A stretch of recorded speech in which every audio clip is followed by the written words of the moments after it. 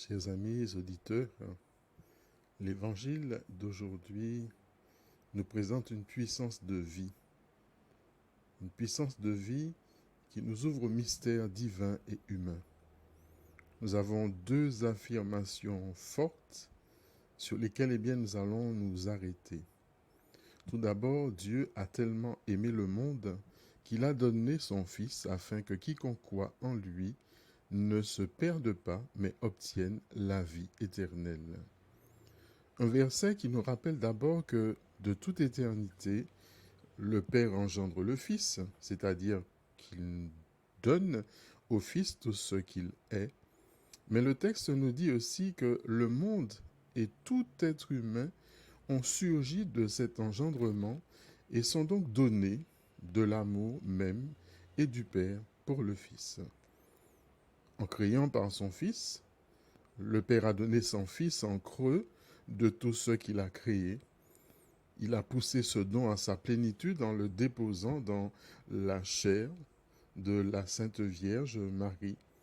Et ainsi toute la création, tout notre être, plus encore depuis la venue du Fils en ce monde, sont un débordement de ce don le plus précieux du Père, qui est tout simplement le don de Jésus.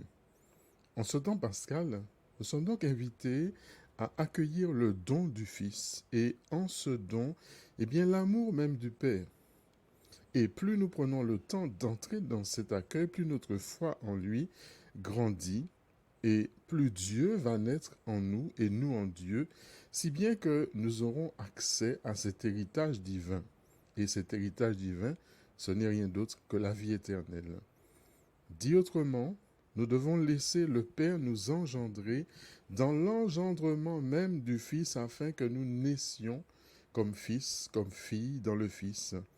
Nous sommes placés ainsi au cœur même de l'amour, totalement gratuit, libre de Dieu, et ce, sans mérite de notre part, sinon celui de consentir, de dire oui, comme Marie, à cette annonciation et à apprendre à vivre dans la joie même, comme dans nos difficultés, dans ce mouvement qui est un mouvement d'amour, qui est un mouvement de don.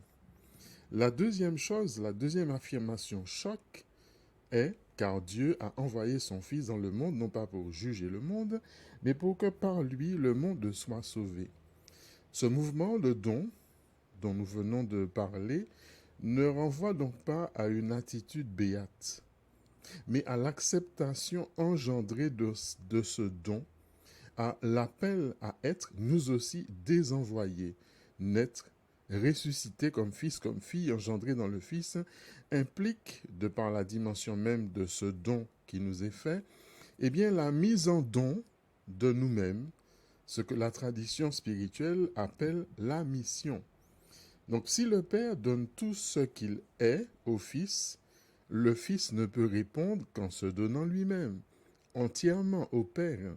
Et ce don que nous sommes du Père dans le Fils est régi par la réponse du Fils, qui va se vider entièrement de lui-même par amour pour le Père, tout comme par amour pour nous, et de ce monde qu'il a créé. Et l'engendrement du Fils en ce monde est, et du nôtre d'ailleurs, part avec et en le Fils n'a qu'une raison, pour que par lui le monde soit sauvé.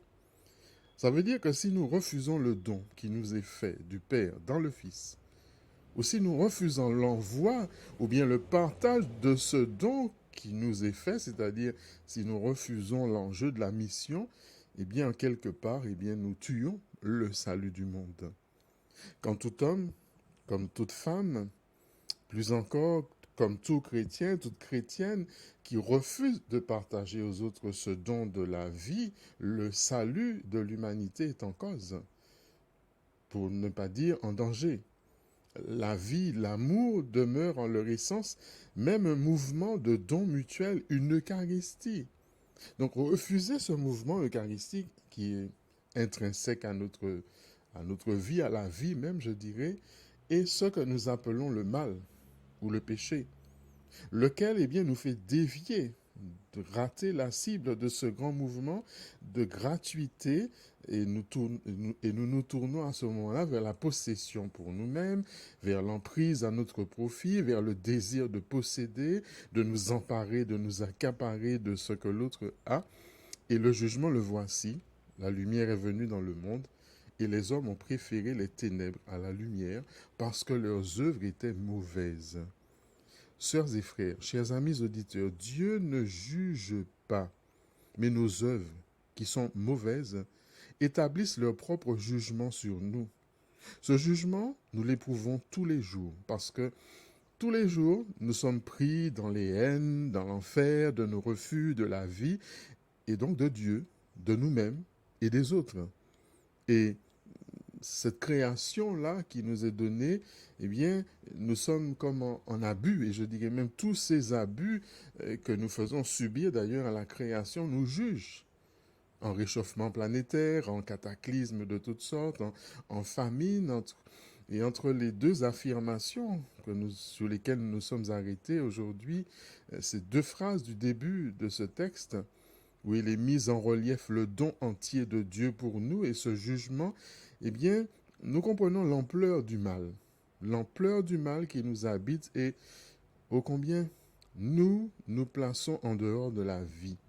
Alors, ce que nous pourrions nous dire aujourd'hui, ne soyons plus comme celui qui fait le mal et qui déteste la lumière, mais plutôt soyons celui ou celle qui fait la vérité et qui vient à la lumière, pour qu'il soit manifeste que ses œuvres ont été accomplies en union avec Dieu. La résurrection, c'est donc de laisser Dieu éclairer le mal et sa mort en nous afin qu'il puisse accomplir en nous son œuvre de salut, qu'il puisse nous donner de participer chacune à son œuvre de communiquer sa vie au monde. Devenons donc simplement des envoyés du Père. Soyons des hommes, soyons des femmes qui acceptent d'engendrer et qui acceptent de sauver. Amen. Belle journée et à très bientôt.